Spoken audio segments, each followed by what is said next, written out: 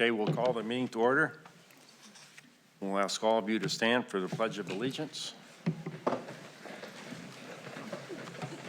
I pledge allegiance to the flag of the United States of America and to the republic for which it stands, one nation, under God, indivisible, with liberty and justice for all.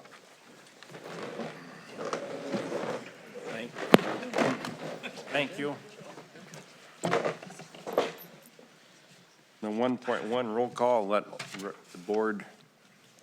record reflect all board members are present. 1.2 recognition of visitors and guests. We'd like to welcome you all here this evening. 1.3 correspondence and recognition. I've had no request for public participation. 1.32 recognition of staff since students, staff, and community. I have a congratulations to the boys soccer team in clinching the Big South Conference Championship title, and congratulations to Jonathan Bangagas of being the Trojan all-time leading scorer for boys soccer with over 100 goals. I'd like to congratulate Jonathan.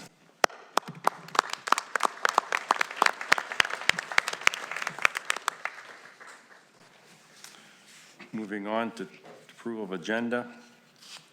2.1 and 2.2, we need to add to the main agenda a 5.13 and a 5.14 to do with construction projects fund balance and a future and assigning a fund balance of future projects to be set. We'll deal with that on 5.13 and 5.14. So I need a motion. I move approval of the consent agenda and the main agenda with 5.13 and 5.14 added. Second. Motion by Lori. Second. Second by Aaron. Any discussion? All those in favor signify by saying aye. Aye. All those opposed, same sign. Motion carries. 3.0, approval of minutes. Move to approve, Woodboom. Motion by Matt. Second, Steve. Second by Steve to approve the minutes, 3.1 and 3.2. Any discussion? All those in favor signify by saying aye. Aye. Those opposed, same sign. Motion carries. 4.0, the items on the consent agenda. I move approval of the items on the consent agenda. Motion by Steve, Second. second by Lori to approve the items on the consent agenda. Any discussion? All those in favor signify by saying aye. Aye. All those opposed, same sign. Motion carries. 5.0, monthly financial overview. Dave? You should have the revenue and expenditure report through the end of September. So we're 3 months into our fiscal year. The revenues are running right on schedule at just over 24%. Expenditures are just over 15% at this point, but they will all even out as we get further into the school year. There's been no extraordinary revenues or expenditures, and everything seems to be going well. Okay, any questions for Dave? Okay, moving on to 5.2, approve resolution approving tax abatement. It's a roll call vote. So the resolution for the tax abatement would be for KJSM Investments LLC, and it was presented by Jason Johnson, who is the secretary. Again, it is 2385 and 2395 at Cherrywood Lane. Legal description is Lot 8, Block 1 of the Cherrywood Edition. Parcel ID number is 31-1240-540. And again, they submitted all the necessary paperwork for approval. Any discussion? Chair, I move approval of the tax abatement. Second, Woodboom. Motion by Steve, second by Matt, to approve the tax abatement request. Any discussion? Okay, roll call vote. Ms. Dudley. Aye. Mr. Lorenz. Aye. Ms. Shute. Aye. Mr. Prince. Aye. Mr. Bloom. Aye. Mr. Schneider. Aye. Mr. Whitboom. Aye. Motion carries. 5.3, discussion on rental rates.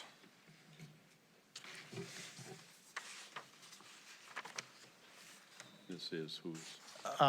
So this was discussed at the operational committee. I wasn't there, so I have a hard time probably addressing what may have been discussed. But it's been at the last couple meetings. The current rental rates are all defined based on the use of the facilities and what each of the various rates, as well as for Trojan Field. Rough estimate to give you an idea, we generate somewhere between $10,000 to $15,000 of revenue on rental rate annually. Depends on what goes on this year because of like the club soccer participating, and it increased the revenue. One of the other ones is Billion rents the bus ground during the fair, so that generates about 3,000 of that revenue. So between the two, those two rental rates, it's close to half of the total amount that gets generated. But again, overall, these rental rates, and at least in my opinion, pretty much only cover our operational costs, not a lot more. So, but I believe it's open, it was to have an open conversation this evening, so I'll let you guys visit. So John, is that gross revenue and the expenses, or is it pretty much net? That's gross revenue. That's gross, so Yeah. do we have any idea what the costs associated? I didn't look that up. That's not covered in the, okay. No. Mr. Chairman, just a procedural question, because we've been discussing this at our meetings the past few months, and there have been discussion about it potentially being a work session topic.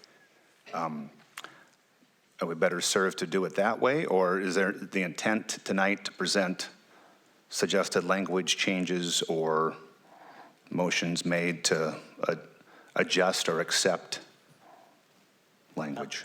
That would be, in my view, your decision tonight. If you want to do it as a work session conversation, that's fine, or if you want to make adjustments, that would be the other option.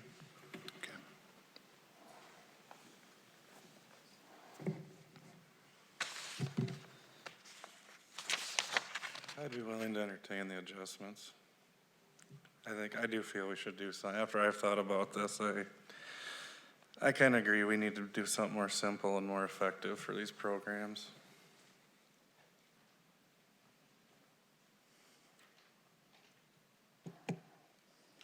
So do we have current rates now that are in effect, right? Correct. So what's your request, Adam? Well, and then I've talked with Matt a little bit about this, and I think we both kind of feel, and I'd like him to present what he's thinking, if he would like to, unless he feels he would rather do the work session, but. Well, I brought this up as a discussion months ago as a work session topic then to examine the policy. And to me, it comes down to the philosophy of what we're supposed to do as elected officials and our job as stewards of buildings that are paid for by the citizens whose taxes built these buildings. And that was my intent, for it to be examined if we were doing the right thing by charging fees. And my suggestion would be to offer our youth programs free use of our facilities. This would be the Youth Baseball Association, the MYFL, the Youth Girls Basketball, Fast Pitch Softball, the Wrestling Association, and I think that's the list, with the only fee being a $100 refundable deposit on those organizations. And that's part of the language that I suggest.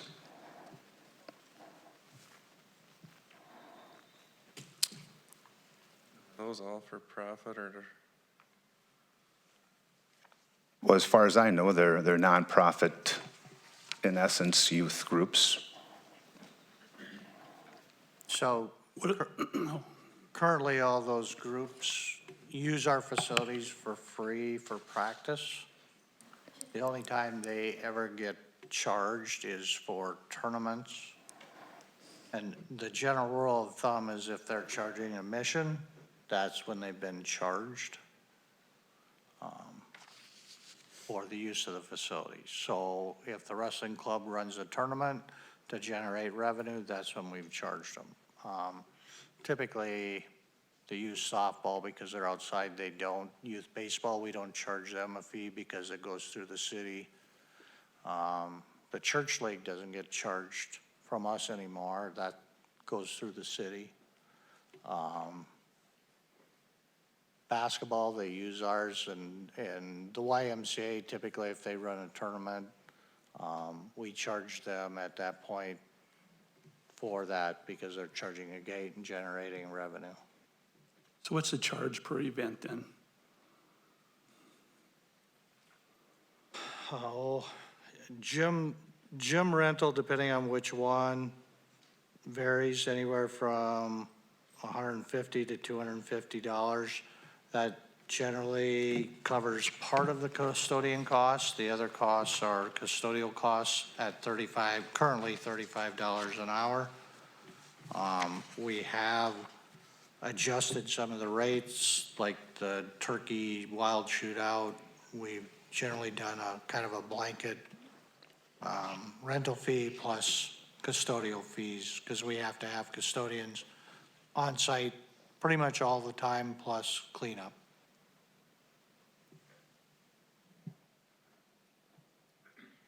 Mr. Chairman, another note to make, and looking at, our intent to encourage our kids to be in these programs, and every opportunity we get to just take away the fees that these organizations might have to pay. They might be not consistent, they might be small, but their budgets are small, that every dollar matters. A lot of these groups are trying to use their extra dollars to pay for kids that can't afford to be in the programs. You look at our gymnastics program, who happens to be a part of our community ed program. So our gymnastics program pays nothing to use our gymnastics facility. When they host events, they don't pay anything, which I'm not suggesting that they do. I think it's a great example. I think we should be using them as an example. Look at the success that Joni and her squad has had consistently at the state level, because they have developed a good youth program.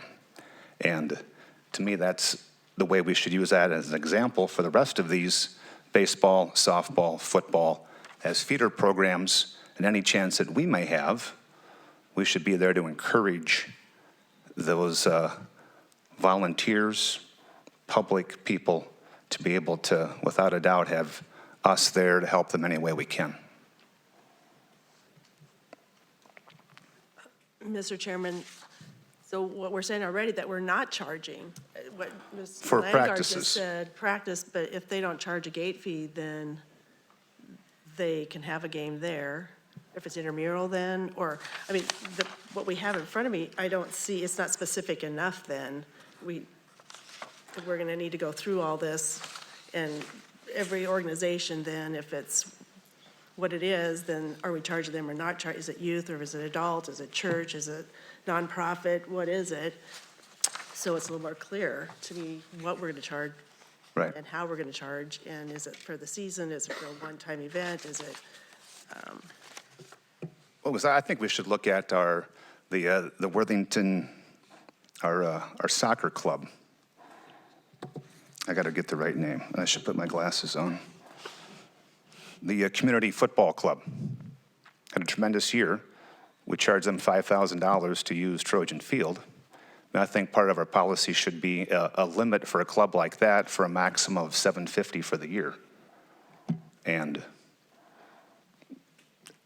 make those kind of adjustments and simplifying the process. So do we need a further discussion on this issue? It went through operations, correct? it did? Yes, it did. I was not present, and Adam was not present at the last meeting, so we weren't in on the discussion. Lori sat in for me, and Aaron was there. And the So- consensus there was to bring it back to the board for discussion only, and then once and for all, are we going to bring it to a work session and go through all the line items and get it, or are we going to have a blanket policy, what we have now in front of us, which we've been using for the last 5 or 6 years? And it's really a philosophical, how much do we want to charge, or to just charge enough to cover our expenses, or make sure our liability issues are covered, make sure our janitor, bathrooms are taken care of, that there's supervision there. If you're going to use a scoreboard, you need a scoreboard. There's just a lot of different things, depending on what the event is, to consider. Yeah, I mean, being on the operations committee and being in attendance of each and every of our work sessions, I think this is the 6th time that this topic has come up, and we have talked about it over and over again. I'm ready to make a final decision and lay this to rest. It seems like we are not receiving a lot of revenue from the organizations that Matt points out. I don't have a problem with the fees that are listed. The fees seem quite reasonable. But if we are to try and put on paper more specifics as to who would qualify for a fee waiver, I think considering something like organizations that have a 503c status as a nonprofit and serves only children under the age of 18. So essentially, the kids that these buildings were built to serve, and have the fee structure in place for any other organization that wishes to use our facilities. So I think there's perhaps room to more clearly define who wouldn't need to pay for the facilities, and perhaps, it's those who are already not paying. But in terms of my own philosophy, I think there are certain organizations that can pay the rates that are proposed, and I don't think Matt disagrees with that. So. Are you hearing complaints, Matt, about charging? I mean, has there been issues with people approaching you about what we are charging currently? No complaints, just more comments that they appreciated the effort to look at the fees being charged after we've talked about it for 6 times. And that's all I was trying to do, was to let us really look at the philosophy of where we see ourselves in this community. And I think it's to make every chance that we can to, and to me, it's not our place to judge whether or not an organization has money in their account or not. And put everybody on the same playing field. Our wrestling organization is also part of our community ed, but they have to pay use of the facility for a tournament, cover their own insurance, pay janitorial fees, but the gymnastic organization does not. And they're also part of community ed. So I think everyone on the same page is an important part. So when we have these events in town, it's not just Worthington residents, it's residents from all over the place that come in for these events, right? So why should we provide playing fields for people from out of town? We're not only just talking about District 518 residents now. I feel the rental rates are more than fair. Somehow we have to pay the help for being custodial fees and stuff like that. We can't be spending money for buildings and playing fields and then nothing. I think the rates are fair. My opinion is that if we can't support our youth programs and let them use our facilities, then should we be looking at purchasing more land? So where are you gonna draw the line with these clubs? I mean, if you got people coming from the cities down here to play on our field, you're gonna say they gotta pay? How are you gonna regulate this? Because you're not just talking District 518 people anymore. You're talking people from all over the place. So why does the people from Minneapolis, Sioux Falls, Spencer get to come down and play on our fields? It's the same way that our kids go and play on those fields. And those schools are probably paying a fee to host. It's the concept of my sixth grader playing on Trojan Field and hoping to be a Trojan. Doesn't matter if he's playing a kid from Sioux Rapids. It's the fact that he wants to be a Trojan because he's on Trojan Field. And at having to pay $300 to the MYFL, whose budget is $1,500, he had a chance to do that once in his 5 years in the program. We're not doing this for out-of-town kids. We're doing this for our kids. But you got all these other kids from different communities coming to Worthington to play. And they don't care what field they're playing on. It's just another game for them.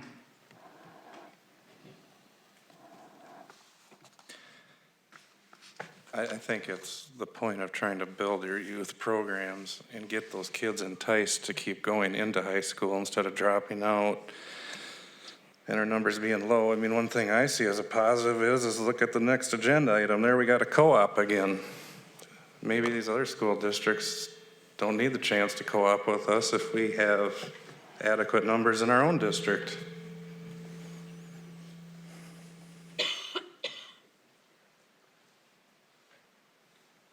Okay, so what do you want to do? You want to approve the current rates, or do you want to bring it to a work session?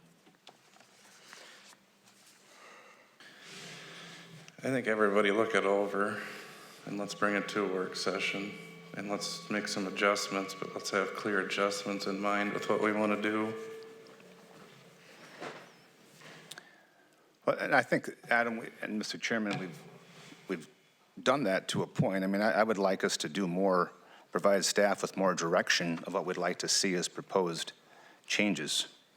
And whether that's through email or at least so we could have a draft to look at before a work session, so we actually have some physical documentation changes to look at. Or else we're going to be in the same thing at the next work session, just talking about it. So, I would encourage us to send our suggestions, if that's the intent, to have reviewed.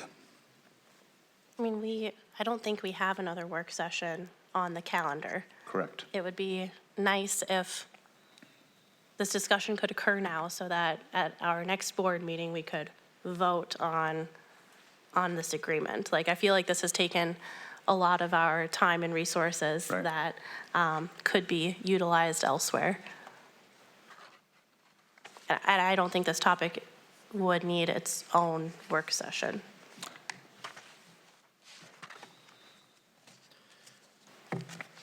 So what do you want to do? You're going to leave it, you're going to table this for the time being? We're not going to approve the current rates then, right? Is that what you're asking, Matt, not to approve the current rates? Right. I don't support the document as it stands now. But it's complicated to the point where it's got 6 pages. And so just to propose the suggestions that I had is a small adjustment to the bigger document. And I respect your point about the continuously talking about it, but I also would like to see us actually have something to look at and to read rather than just verbally make a motion and then that's just a small part of the bigger document. So what I hear you say, that there's a list of organizations that you would like exempt from the fees. Would that be like an addendum to the existing document? Well, Or would you categorize that list of organizations into, provide a definition of who is fee exempt? well, and back to Adam's point about simplifying it. I mean, I was hoping there's a way to make it less complicated. If we're charging, if they use towels or don't use towels, and those kinds of things. I mean, I respect the decision for it to be there, but is it really necessary to have that kind of verbiage there? I mean, it goes back to the concept of the philosophy of making it simple and encouraging for these groups to use it. And 1 page is going to be easier than 6. And I don't have a paper I can show you with suggested changes, but as far as the work session topics, I know we also have the discussion of whether or not we support an ice arena concept that was suggested that all elected officials talk about that. And to me, that would also be a good work session topic. And with other things we didn't get to at our last work session. I mean, that was discussed at our last work session, but I know there have been developments since then. Correct. Mr. Chair, I think it at least has to be this document, and then you can make it more specific, but if someone's going to use the field house, there's got to be a charge for that, or the custodial fee has to be, take care of that, or even the concession, are you going to use a concession stand or not? Some of this has to be in here. You can't let someone come in and use the entire property without, say, what do you need, what you don't need, what do you need there? So in my opinion, this has to be at least this, and maybe a little more specific to youth and who can use it without paying and who can't, if you're nonprofit or not, or if you. Go ahead, Steve. Well, I was just to say the things that Matt are talking about, I'm not necessarily against a lot of the concept on it. It's just that this document, includes them and everybody else. And we're not trying to exclude everybody. We're not trying to, I don't think we really want to open up to everybody can just walk in and use facilities whenever they want. Or come and say, I want to use it. We'll have them booked full because everybody's going to want to come and use the place for free. If you don't have to clean up, why would you have it at your facility when you can come to the school facility, use it for free and make a mess and walk away and it doesn't cost you anything? So I think we have to have something in there to prevent us from being in competition for profit businesses, those types of things, which is part of what this does. But I think we also, and we have been doing this, is allowing students and kids to use the facilities and organizations to use facilities that's in support of kids and programs. I think it's maybe just a better idea of equity, as Matt had mentioned. If we have organizations in our district that are using our facilities for free and other people being charged, I think we want to get some equity in there. We need to find out where that inequity is so we can fix it if that's the case. And I also think that we want to be careful that we have some control in there. I'm not necessarily in favor of people who run a business and charge kids a fee to be a part of an organization and turn around and say, we want to use your facilities for free. It's a business now. And although we can be supportive of those types of things to some extent, I don't like the idea of us supporting the private business in that respect. If it's a nonprofit, I certainly can see how we can work with those types of organizations. So, I would tend to think that because we've been hitting on this long enough and we aren't really making any headway on it, and I don't really necessarily think we have any problem with the fees, maybe it's just a clarification on who has to pay them and who doesn't, or youth programs and stuff, and clarify that. I think a work session would be appropriate, and I think at that point we can maybe have a little bit of time to write down specifics and have them gather some information regarding the different organizations that we're talking about, and what makes them special compared to other organizations, and why should they not pay a fee, or if they are or aren't paying a fee, maybe they should be. Or if they are paying a fee, maybe they shouldn't be. And then we can finish hashing this out and come together as a combined school board with the understanding of Matt's idea, which I do understand, and we are doing it. Just clarify who we're doing it for and why we're doing it, and if something else comes up, then it takes a little bit of the subjectiveness out of it. But I don't necessarily support having everything for free, but for the kids, I do want to keep the fees down or minimize them completely. And if they're charging a gate, you're charging adults to get in to watch a game, maybe there should be a fee for that. You're not just bringing kids to practice, small group, now you're bringing a large number of people into a facility, making a mess, walking away. There might need to be a fee for something like that to cover those costs. I also don't like the idea of just opening the doors. We got to have somebody there to keep an eye on the facility and make sure it isn't being vandalized, or people aren't getting into the areas of the building they're not supposed to be, or areas of facilities they're not supposed to be in. So from that perspective, I think we got to have somebody on hand. And that's a cost to us too. If it's just the kids with the coaches, it's easy to hold the coaches accountable and hold the kids accountable. You've got parents and people from all over the countryside coming in. You don't have any control on it there. You have less control, at least the organization does, to enforce, and we probably have to have people there to keep an eye on things. So my point, I guess, is that to some extent we maybe can do some of these things, and to another extent we shouldn't be doing some of these things. And I think a work session is the place we can finalize, maybe get a better idea of what organizations are using the facilities, and those that we should be charging or shouldn't be charging, and why, and then make the document flesh out a little bit more to recognize those facts. So I think a work session would be good.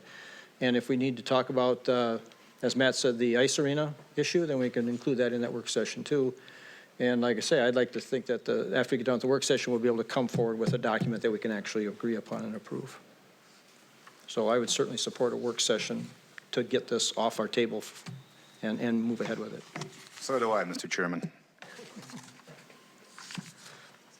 Okay, okay, we'll have to, this will be, no action on this item right now. We'll have a work session with action at the next meeting, hopefully. Okay? Any further discussion? Hearing none, we'll move on to 5.4. Cooperative agreement, Karen Lake Okabena for gymnastics. So this item was presented to the instructional committee. I believe they recommended approval, but before you address it, I want to at least make sure, since I wasn't there, that you've considered the issues related to that. Currently, the gymnastics program has approximately 300 kids, K-12. Our high school JV program has, based on Mr. Dale, about 22 kids for this coming year.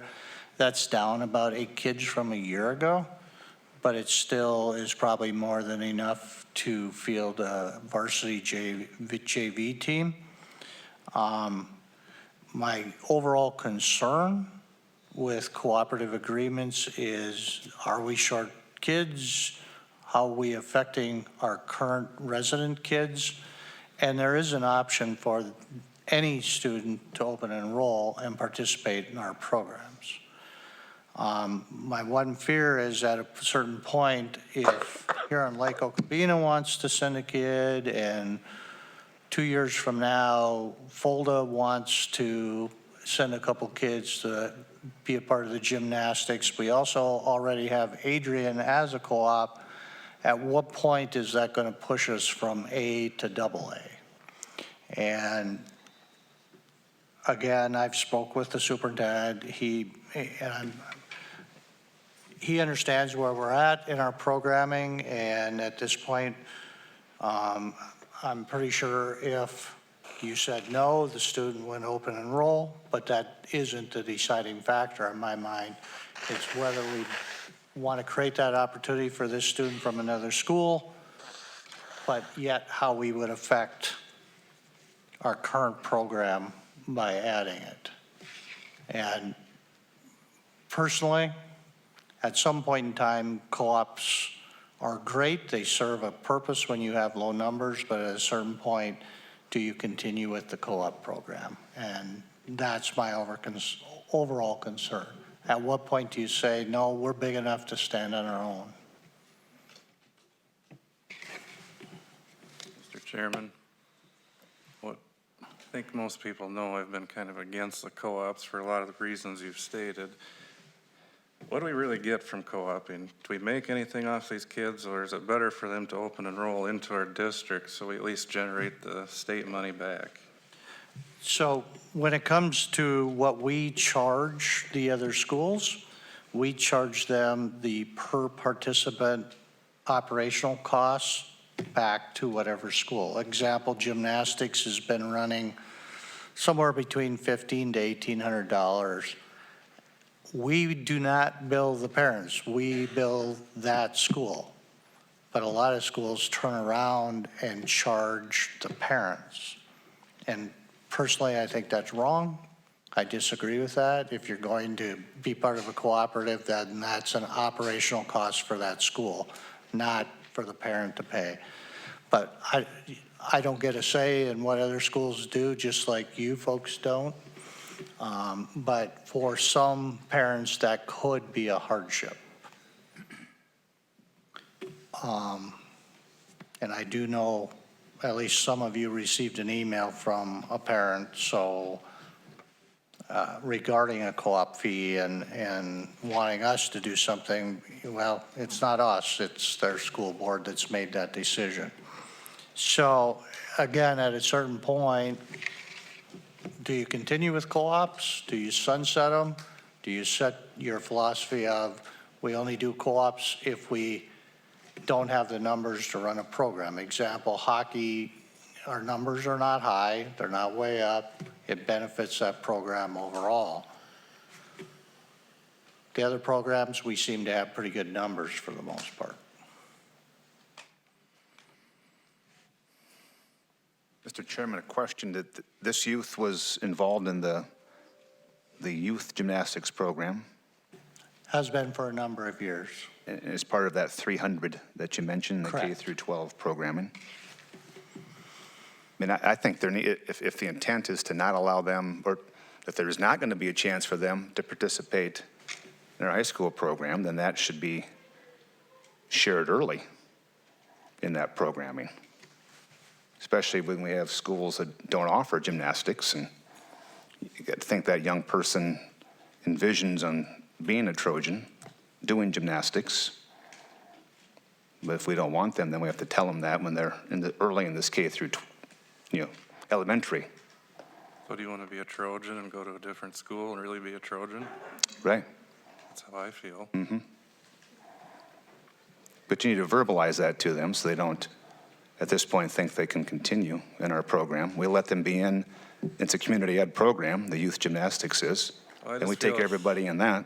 I just feel if they can come here for our sports, there's no reason they can't come here for school.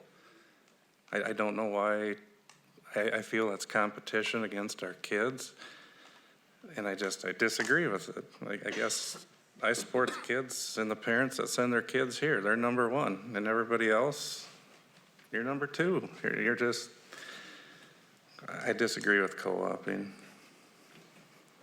So where are we going to draw the line at? You've got some already in a co-op agreement, some schools not. Where are you going to draw the line at? Enrollment? Are you just going to say certain schools, or how are you going to do it? If you're not going to do a co-op agreement, then it should be straight across the board. Not just pick and choose which sport is going to be open enrolled. Mr. Chairman, I agree with Tom. I mean, and I've said it many times, this comes up every time we do a co-op agreement. And my personal philosophy, if we're gonna do one, we're gonna do them all. If we're gonna do one sport, we're gonna do all the sports. We can't pick and choose. So if we're gonna change the philosophy of what we've been doing here for the last, since I've been on the board, allowing them, then we need to grandfather these in and then stop doing it. So the ones that are in it now, they can finish out their, whatever, 3 or 4 years till they graduate, and then, but nobody new can come in. And then let's say, we don't do co-op agreements, but I think it has to be certainly all 7 of us that agree on that. Maybe it's something you bring to the work session again. But right now, I'm going to make a motion to approve the cooperative agreement request for Heron Lake Okamina Gymnastics Second. based on past practice. Second, Woodbury. Motion by Lori, second by Matt to approve the cooperative agreement. This is a new agreement now? Correct. It's a new agreement, okay. So does this open enroll the whole school for 1 student, 4 students, 5 students? Right now, it's one One. student. So if they want to do another enrollment, the co-op agreement does not cover that then? It covers any student from here on Okabena that would like to participate. So it opens the door for 1 to whatever. Yeah. Right now, I don't know how many other kids might be in that programming. Right now, it's 1. Gymnastics only. And it's gymnastics only. Mr. Chair? Just a second, Steve, do we currently have an Adrian agreement with Adrian? We do. So that request we received is already approved? Yeah. That's been approved for roughly 5 years now. So why did they send us a request? That's with Adrian. This is here on Lake No, I'm Okabena. talking about the Adrian request we just got from, on the email. We didn't get one from Adrian. Well, we got one on the email, a request. But is that ongoing, or didn't you guys get that? Yes, that was the parents' concern that Mr. Landgard had mentioned before about the cost of. That email you received was about the cost, not about the co-op. Oh, okay, okay. So Adrian has been paying that fee? We have been billing Adrian. My assumption is they've been passing it on to the parent. Chair? Steve? Thank you. I remember when we started talking about co-ops, our biggest concern was keeping the programs viable so our students could participate. And we had low numbers, and we couldn't have a program. So by having a cooperative, we allowed students to come into our district so our students would have a program to participate in. So that was the concept behind what we were trying to do. We weren't trying to grab the best or whatever. We just wanted to have enough students available so we could have a program for our students. And my feeling has always been that if we have enough students in a program, then we don't need to do this cooperative, because then we have enough students to keep the program going. If we don't have enough students to keep the program going, then we will accept other students so we can have a program for our students. Otherwise, they don't have one. So if we have a program that's got more than enough students participate, I don't support the cooperative agreement. I understand what you're saying, that they start young and they're in the community ed program, stuff like this, and some students want to continue on in that program. Some may be in it early and not want to participate.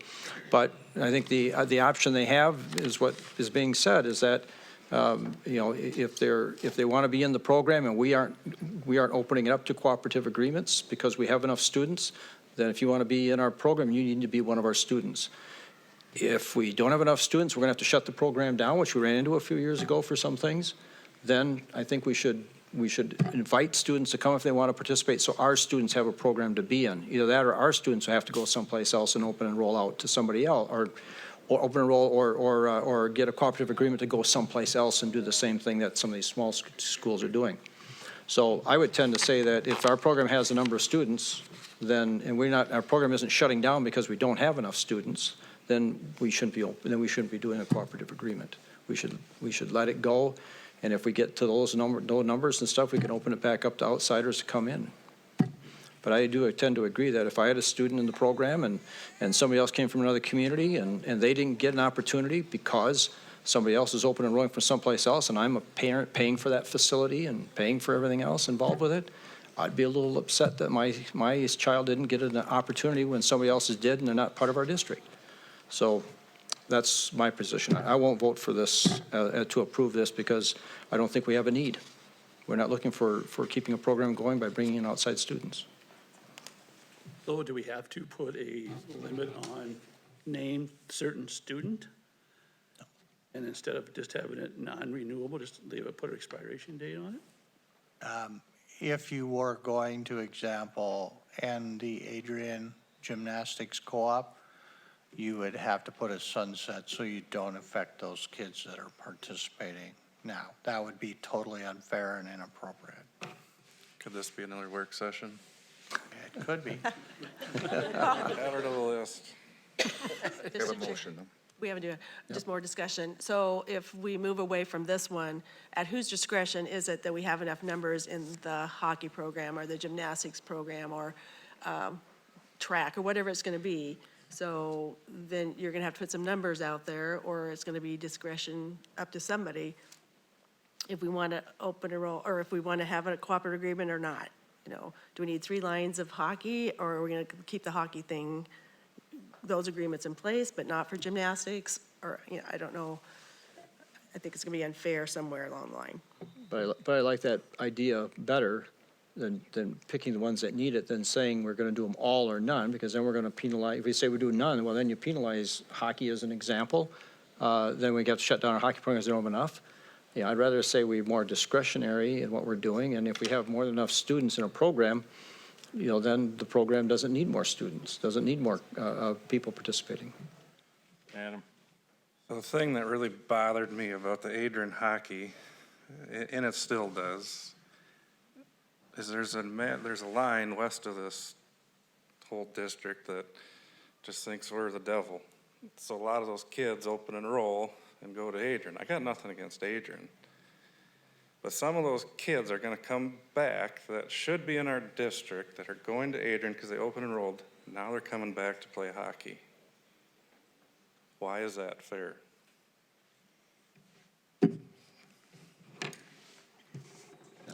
And my response would be is it may not be fair, but it'd be more unfair to the students who are here who can't have a hockey program because they don't have enough kids, and I'm not going to penalize them for the actions of 1 or 2 other people. You're not wrong. I'm just saying that I wouldn't penalize our kids for something that some other parent did. Maybe the kid didn't get asked whether he's going to go to school in Worthington or not. Maybe the parent said, we're not going to enroll you in there. Well, he doesn't have any choice in that matter. So I don't want to penalize the kid, and I don't want to penalize the students that would be affected on our end. So as we said, we look at it, like Matt said too, so we look at our kids. What can we do for our kids? And that's where I kind of try to draw the line to our kids, and do we bring people in to compete with our kids when we don't need to, or compete with them or compete against them? Well, then my question goes back to you, this is just, for instance, say our wrestling program has low numbers, can't go on. You go to Adrian, Worthington wants to co-op with Adrian, do you really think they would co-op with us? Don't know.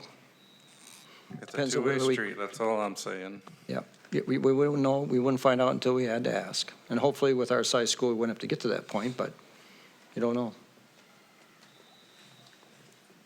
So we have a motion, And a right? second. And a second, Correct. and that is to approve the co-op, right? So, I mean, I don't know. I'm real torn on this issue. I don't know for sure which is the best way to vote on this. Mr. Chair, I think does need to be brought to the work session and talked about again, and then let's decide, and to have that discussion. And then if we're not going to do these anymore, let the ones that we are doing grandfather in, not approve anymore, or we need this many for hockey. If we don't have that many for hockey, then we allow that to happen.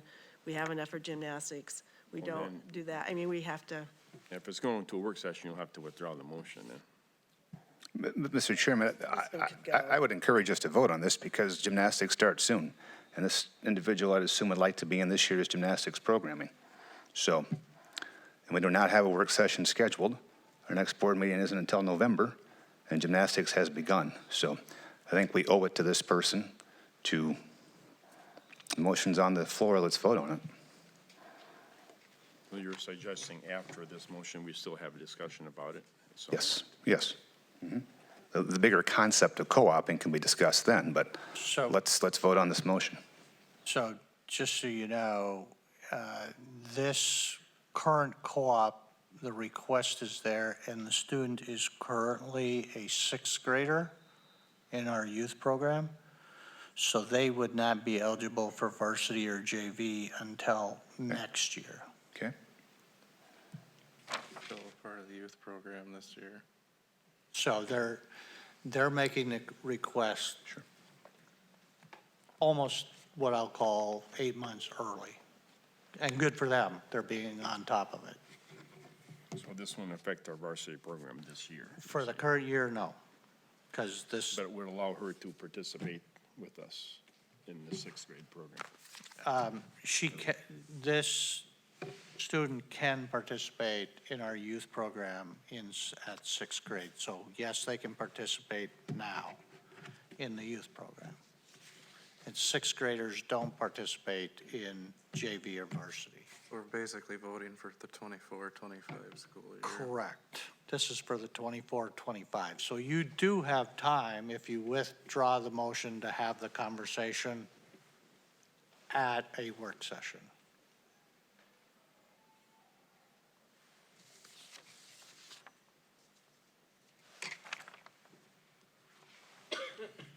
I'll rescind the motion. I'm not sure how to do that with Robert's rules of, Well, you but just- given the sixth grader, that person can finish out the year with the SWAG program, and we can talk about it, and it can be brought back. You okay with that, Matt?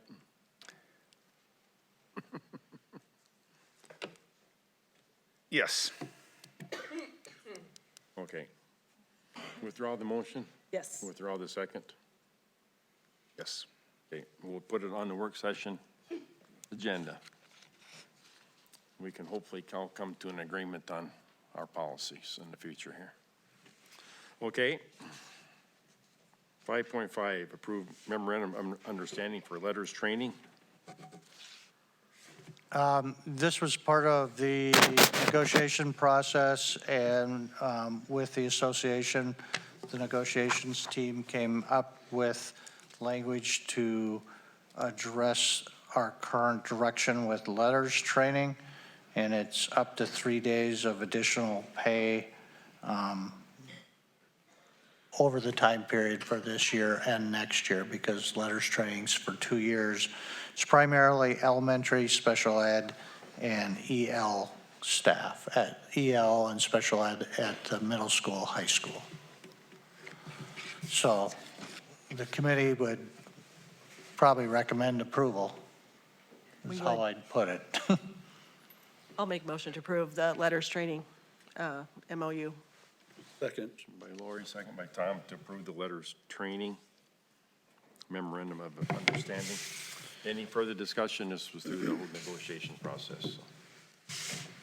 Any further discussion? All those in favor signify by saying aye. Aye. All those opposed, same sign.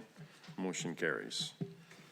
5.6, approve memorandum of understanding of student to staff ratios. So with this was another memorandum of understanding with the association and negotiations committee, and it sets up section, class, and caseload goals and a process for if there are concerns expressed by staff, how we do that. So it's all defined in that, and again, the negotiations team would recommend approval. Move to approve the memorandum of understanding for student to staff ratios. Motion by Matt, Second. second by Adam. Any further discussion? All those in favor signify by saying aye. Aye. All those opposed, same sign. Motion carries. 5.7, approve memorandum of understanding for the VIBE program. So the VIBE program, we've been working under a memorandum of understanding which defines salary and the numbers of students and teachers in the program. It's what was previously in place prior to VIBE being closed by the Minnesota Department of Ed. Really no changes other than updating dates and things like that. So negotiations team would recommend approval. I make a motion to approve the understanding, memorandum of understanding. Motion by Steve, Second. second by Adam. Any further discussion? All those in favor signify by saying aye. Aye. All those opposed, same sign. Motion carries. 5.8, approve cybersecurity insurance proposal. Dave, do you want to? We have, for the last couple years, been searching for some cybersecurity insurance with all the hacking and taking of hostage of information that goes on. We're susceptible, just like everybody else. Up until this point, we've not really had enough in place for anyone to give us a quote. This year, we did receive a quote from Lloyd's. We had them do both $1 million and a $2 million policy. We have been working with the Southwest Service Co-op cybersecurity team, putting in place a lot of extra training, and we're doing dual authentication and all sorts of things to try and limit the opportunities for this type of hacking, whatever you want to call it.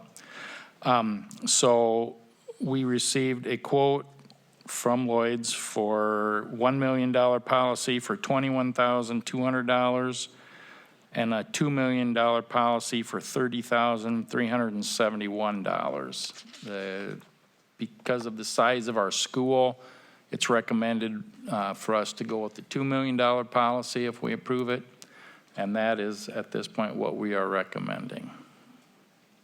If we had one instance, I couldn't even tell you what the cost could be.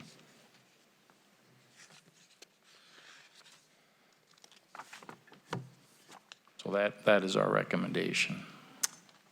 Mr. Chair, I move approval of the cybersecurity insurance proposal. Okay, motion by Lori, Second.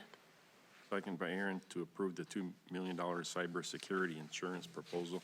This is totally new to us. This would be the first time we've had this.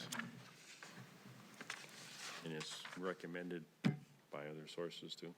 I mean, Yeah, the tech department's been working extremely hard to get us to this point where we have enough safeguards in place that an insurance company would feel the need to allow us a policy. Okay, And our technology director was at, it was operations, and also said that would be great to have this insurance in place. It would be, we need to have it, so. okay. So the risk is if we don't have it, what's the risk? Everything's on us if there's a problem. Be like We not have to having your buy our building way insured and back it in. burns down. You pay the bill if you have no insurance. I'm just not familiar with this. So there's like, there would be value on the information that is stolen through phishing or hacking. And whatever, like, by having this insurance, then we wouldn't have to pocket or pay out of pocket that potentially very high value put on whatever information was stolen through cybersecurity. Okay. So, since, with the school district dealing with confidential information regarding student records and things like that, there's potential for there to be a very high value breach. And I think this insurance policy is a good safeguard for our district. No one ever likes paying for insurance, but I think it's something that would be a wise decision for us. Thank you. Any further discussion? We have a motion and a second, correct? Mr. Chairman, the one-year policy, that's an auto renewal or it's negotiated next year? It's negotiated every year, but this is an annual, yeah. Were there other competitors that were close, or it's a very small This was the interest? only one we got. One chose not to offer a policy, and the other one was in the $60,000 range for less coverage. Oh. Thank you.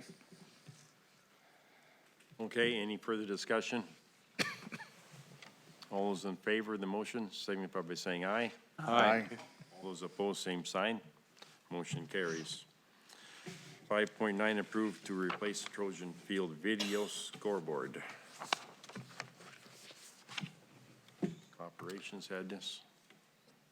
Yeah, we had last spring, late last year, hail damage on our video scoreboard at Trojan Field. There are they look like little umbrella covers on every LED light in the whole thing, and a good majority of them are cracked, which allows moisture in, which eventually will bring down our whole system. We filed a claim. We did receive coverage, less a deductible. There's like a 12-year life expectancy on these boards. So we received a check for just over $191,000. A new replacement board is $272,000, so we would have to foot the difference there of about $80,000. And our recommendation is, before it goes out, is to get replacement on that board. Chair? Mr. Steve? Dave, you said I'm assuming we have a deductible on this? It didn't pay, There's a $10,000 deductible. $10,000, Yeah. so the difference is $70,000 approximately then? Between the repair and the replacement, we're gonna have Well, to the pay check we got and the replacement is $80,000. Yeah, but we're Yeah. gonna pay $10,000 anyway out of our own Right. pocket, so Correct, it's, so it's, correct. so we're actually paying an The additional difference is $70,000 what Right, we normally yep. would be paying, yeah. Thank you. I make a motion that we replace the board at this point instead of doing the repair. Second. Motion by Steve, second by Aaron, to replace the Trojan Field video scoreboard. So that'll be a brand-new one at that time. Yes, brand new. Right, brand new. And the Mr. Chairman, same company, or? It's with Daktronics. Question of Dave, is it the identical, or is there upgrades? We're able to get the latest and greatest model, and any changes they've made? It's basically a replacement of the model that we have. Okay. I don't know that there's been a lot of upgrades at this point to that. We'd like to think so, right? Right. Okay, any further discussion?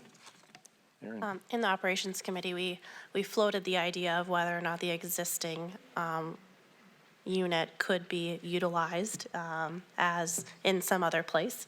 And it's really large, so there are some challenges there. But I think to whatever extent possible, whether we sell parts or can, fully utilize this damaged but still functional scoreboard for some purpose, I think it's just something to be mindful of. So was there salvage value of the scoreboard then, or it's just? We don't know. I mean, to be used outside, probably not. And to be used inside, you'd need a very large facility. So there's But no there may be trade-in value. parts that we could part out. We haven't approached that at this point. I would imagine these individual panels could be configured in different sizes, so I suppose one of the options would be to take less damaged or undamaged panels, or take the ones that are damaged, make them into a smaller unit, and then hook them up to the software and stuff to run them to run it as a smaller unit. I have no idea. People install multiple screens all the time, so I'd imagine if you could run them into a computer system or join them together, you could put them in any configuration size you'd want, just the speed or the technology to run them together. But that won't be our problem. We can maybe can check with certainly somebody look else to into see if it, that's a yeah. possibility or not. Our IT people could probably answer that question or make a call on that too. There's some salvage value, and it's possible they might take it as a, I don't know if they give you a price for a new one, or they give you a price on salvage at all. It's just a price for a new Yeah, board. yeah, and they might be willing to give us something for salvage value on it I mean, possibly. we still own this one, yeah. Yeah. Okay, any further discussion? Have a motion and a second. All those in favor signify by saying aye. Aye. Those opposed, same sign. Motion carries. 5.10, approve engineering costs for the middle school parking lots, Phase 2, and go out for bids for Phase 2 and add Phase 3 as an alternate. We've completed Phase 1 of the middle school project, and we'd like to move on to Phase 2, which would be the main north parking lot at the middle school. DGR has given us a cost for engineering that, which they would also engineer Phase 3 at the same time. And our goal would be to go out for bids yet this fall to try and get ahead of construction. And we would put Phase 3, we did part of Phase 3 this year, added on to Phase 1. So Phase 3 gets a little smaller. So our goal is to put Phase 3 completion on as an alternate. Depending on where the bids come in, we could consider finishing the entire project. And the cost was $66,500, I think. Dave, was that Phase 2 and Phase 3 design? That The was design total- will be for everything, because for they'll both- okay, have it for in all- the for both, plans. not just Yeah. two, okay. So at one time, we did approved a traffic study out there in that middle school for parking and traffic. Is that part of going to be the design, change in the parking lot, or? At this point, we don't have plans to change the parking lot. We've looked at it with the loss of the one grade to the intermediate school. A majority of our issues has kind of diminished. It's a big chunk of concrete already. If we're going to add on to it, I'm not sure that it's necessary. It'd be nice during conference time, but we can't build parking lots for the 2 and 3 event a year things. So at this point, it's basically just replacing what's there and we're increasing the drainage a little bit. I move to approve the engineering costs for the middle school parking lot, Phase 2 and 3. Second. Motion by Adam, second by Tom to approve the engineering costs. $66,500. Any further discussion? And that's to go out for bids as well. That's to go out for bids. What time period is that? Well, we want to try and do it yet this fall. We hope to have bids back probably for the December meeting. but it's to do it for next spring. It'll be Next. next summer, yeah, Right, right. after school's out. Okay, any further discussion? All those in favor signify by saying aye. Aye. All those opposed, same sign. Motion carries. 5.11, approve salary and benefit increase for education of Minnesota, Worthington for 23 to 25. And so yesterday, the lead negotiator shared with me that they had a positive vote and acceptance of the tenant agreement. So now it's in your hands to vote to agree with that or approve it. And I believe I sent out the language items, tentative agreement, and the financial, so you should have seen that already. Mr. Chair, I approve the salary and benefit increase for Education Minnesota for the 2023-2025 school years. A motion by Lori, Second, Steve. seconded by Steve. Any discussion? Mr. Chairman, I'd like to extend thank you to our representation and the union representation for all the time and effort that was put into reaching an agreement and being able to vote on it this evening. I appreciate that. Thanks. I'll extend that same thank you out to Education Minnesota. Personally, I'm just excited that in the second year of the contract, that any beginning teacher coming to us on the first step, first lane, will be making over $50,000 a year. That's, to me, is important. And then also that we did get in the career increment bump for the 20-year for our veteran teachers, and I think that's very important as well. And thank you for your support here these last few board meetings. Adam? So does that mean all of you are coming to all the board meetings now? I'm hoping it does. Good. Any further discussion? It was a lengthy process, but it went well. Always a few moments where we don't always agree, but I think we come to agreement that's reasonable for both sides. Educator in this day and age is another story from what it used to be. And I think we're trying to recognize that. And we thank you all for doing what you do. And hopefully we have a good 2 years. Any further discussion? All those in favor of the motion signify by saying aye. Aye. All those opposed, same sign. Motion carries. 5.12, approve salary and benefit increase for our superintendent for 23-25. Or you want to take that? Sure. I'll make a motion to approve the salary and benefit increase for the superintendent for the 23-25 school years. I'll second that motion. Motion by Lori, second by Steve, to approve the benefit increase for our superintendent. We're he had 1 year left on his contract. We're extending it another year, going with the 2-year contract. There are some reasons to move a few dollars around for his benefits, for his pension down the road. And so we wanted to put 2 years together. And I think we need to thank John for all his time and efforts too, because he does Right. do a lot of good for us. Any further discussion? Aaron? I worry about the timing of this vote.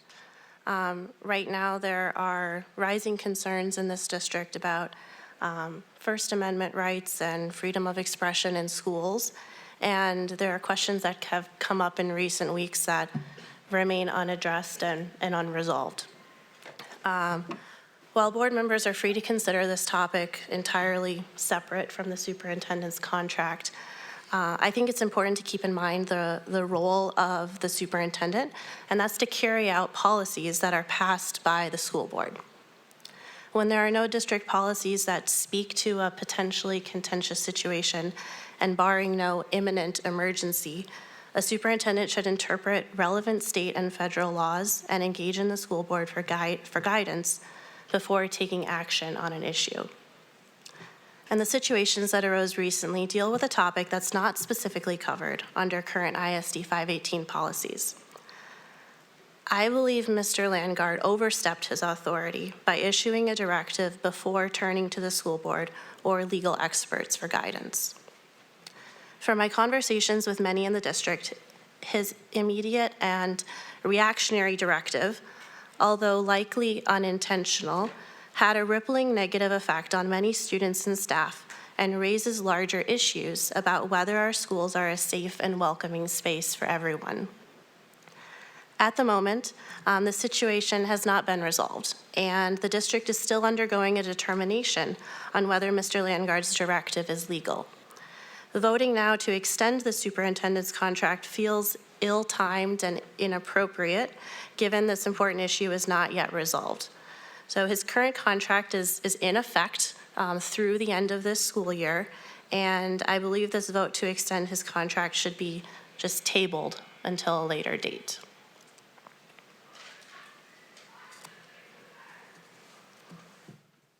Okay, any further discussion?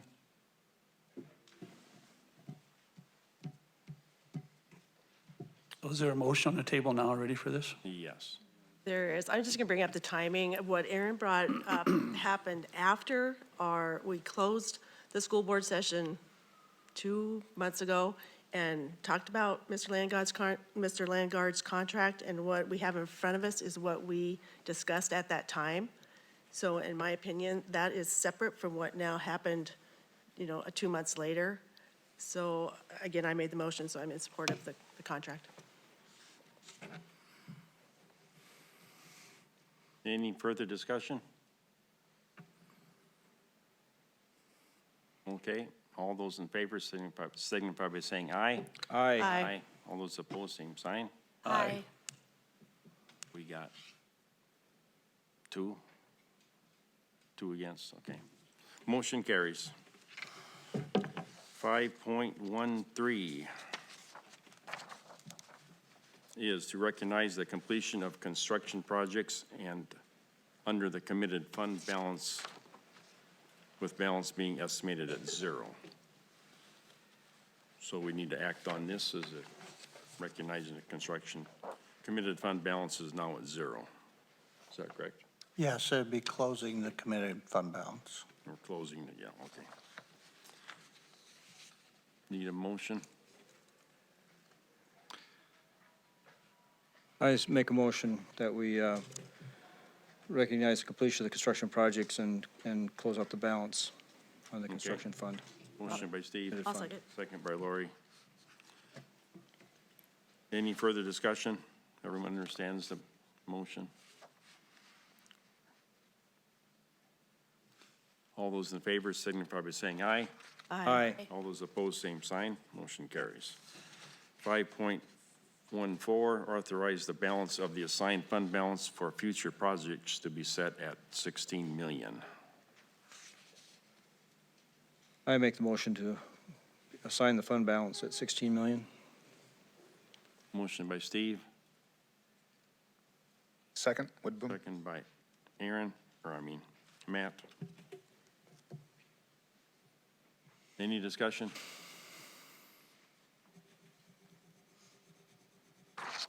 All those in favor signify by saying aye. Aye. All those opposed, same sign. Motion carries. That takes care of the agenda items. On to superintendent's report.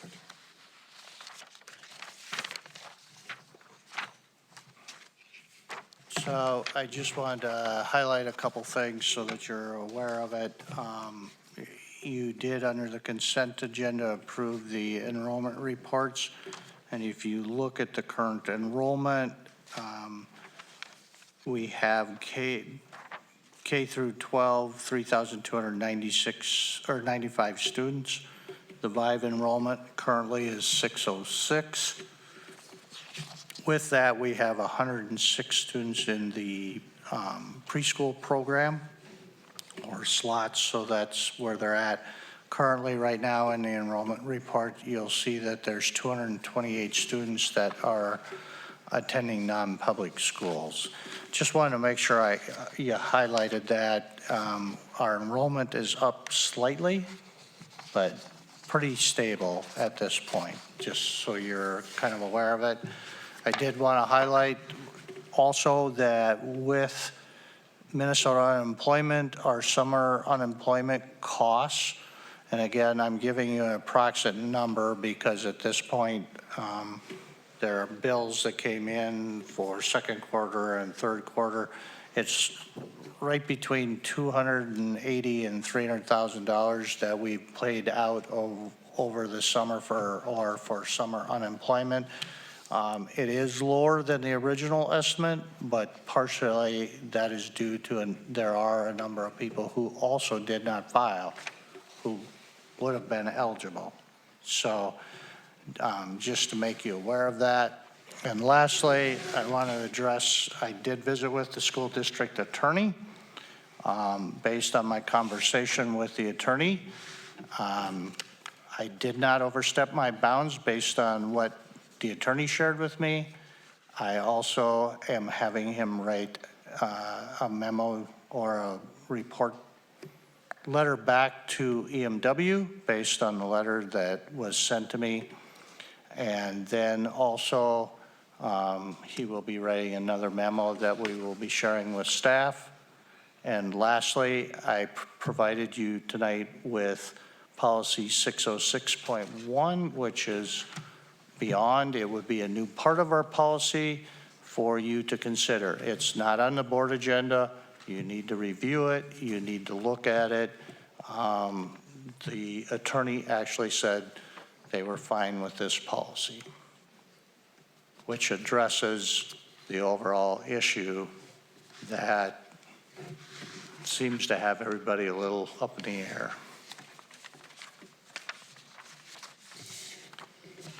Will this be on agenda next month? That will be part of it, yep. And at that point, you can decide whether you want to move forward with that policy or not. Is this something that goes to the instructional committee?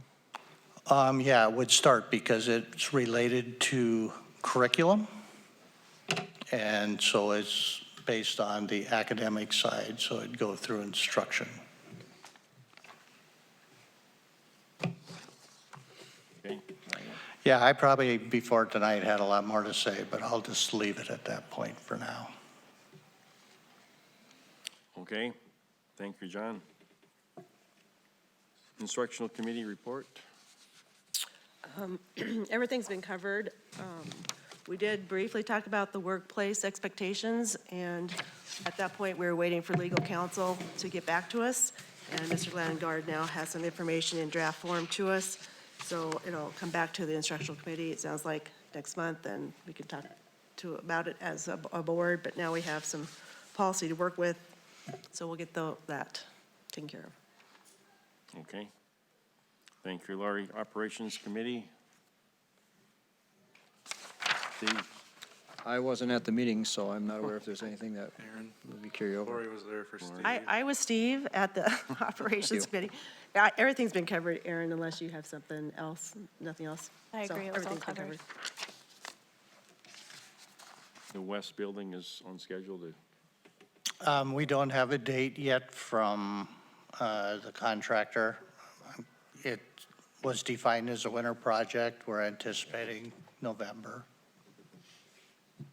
Mr. Chairman, just quickly on that, it was awesome to see. I'm glad we participated in that. There was over 800 votes cast on the graffiti contest done by the Cal. It was super cool. Well done. All those people that painted. Looked good. I had some good comments about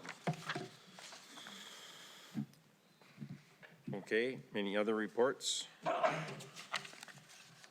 Any other business? Future business? Set canvassing date and time.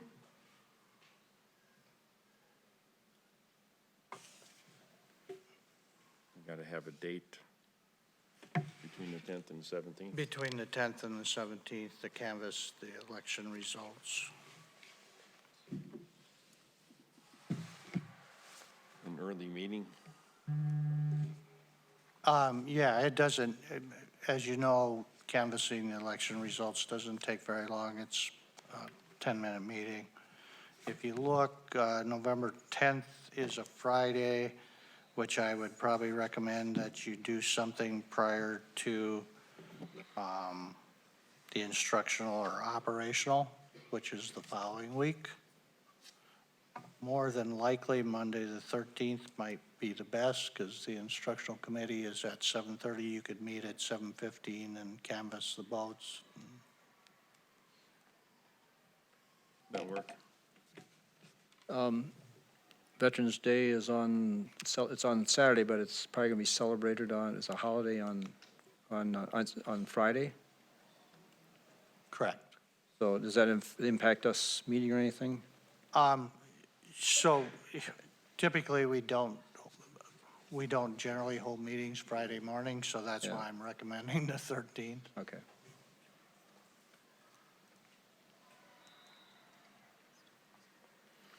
The MREA Education Summit is on the 12th, 13th, and 14th. I don't know if any board members were planning on attending that, if that would impact their being available, but I don't have any board members going that I'm aware of. And I'm not able to attend at that time. And we do have one of our teachers receiving an award at MREA, a well-deserved reward, and I intended to go, otherwise I would have moved it back, but because of personal reasons, I can't, so. So the 13th work? We don't need looks so. we don't need a full board for that anyway, so. Do you know, Tim, am I able to share that at this point? So, and I apologize, I don't have the name of the award, but so you're aware, we've known, or at least I've known for 8 months, that Chris Doden will be receiving an award at MREA for the outstanding educational work she's done. Tim, do you know the name of it? It's for mostly the work in the Discovery Room, Correct, and then her work with paraprofessional training. yes. So she was nominated and awarded, and they actually came and did some filming of that, so there will be a film presentation available as well.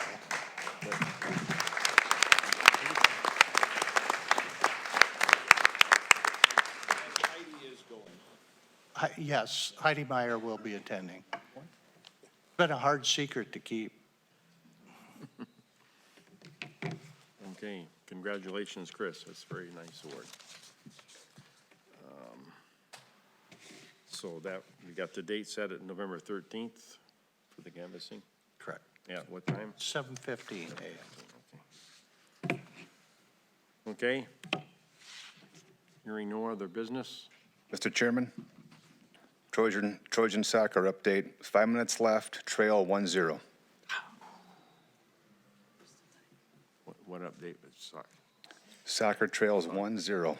5 minutes remaining. Okay. They can score within 5 minutes, right? Well, they got to do it, they're done. Okay, and no other business, we'll call the meeting adjourned. Thank you all for coming.